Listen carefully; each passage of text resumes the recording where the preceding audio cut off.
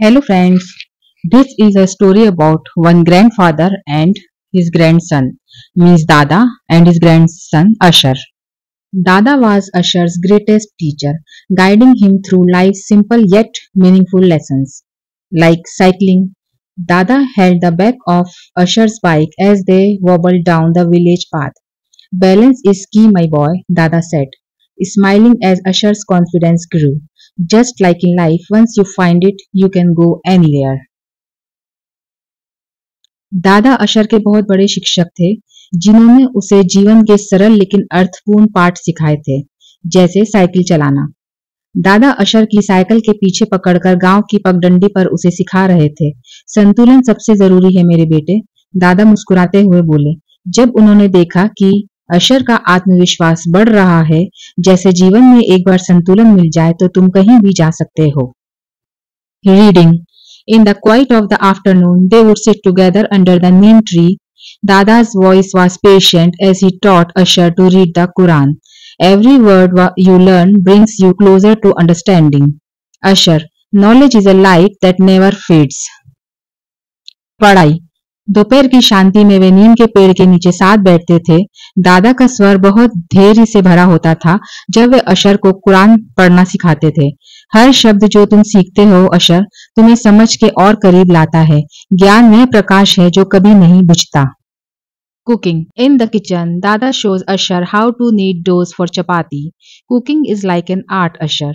With patience and love, simple ingredients can become a feast that nourishes both body and soul.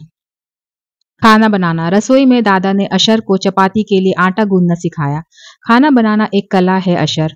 धैर्य और प्रेम से साधारण सामग्री भी एक ऐसा भोजन बन जाती है जो शरीर और आत्मा दोनों को पोषण देती है। गार्डनिंग। दादा एंड अशर often spend time in the garden, planting seeds together. See these tiny seeds, Ashar. With care, they will grow into strong trees, just like how our small deeds done with sincerity grow into great blessings. बागवानी। दादा और अशर अक्सर बगीचे में समय बिताते थे, साथ में बीज बोते थे।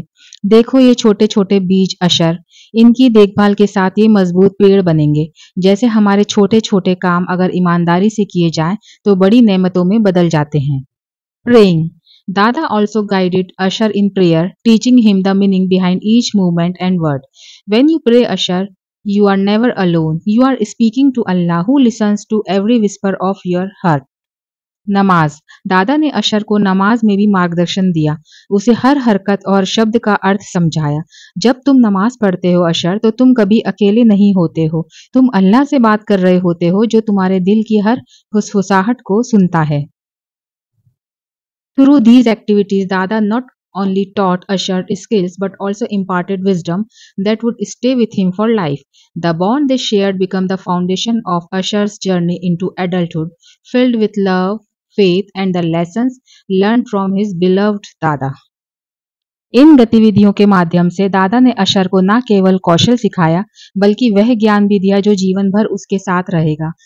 उनके बीच का यह बंधन अशर के वयस्क होने की यात्रा की नींव बन गया, जो प्रेम, विश्वास और दादा से सीखे हुए पाठों से भरी हुई थी।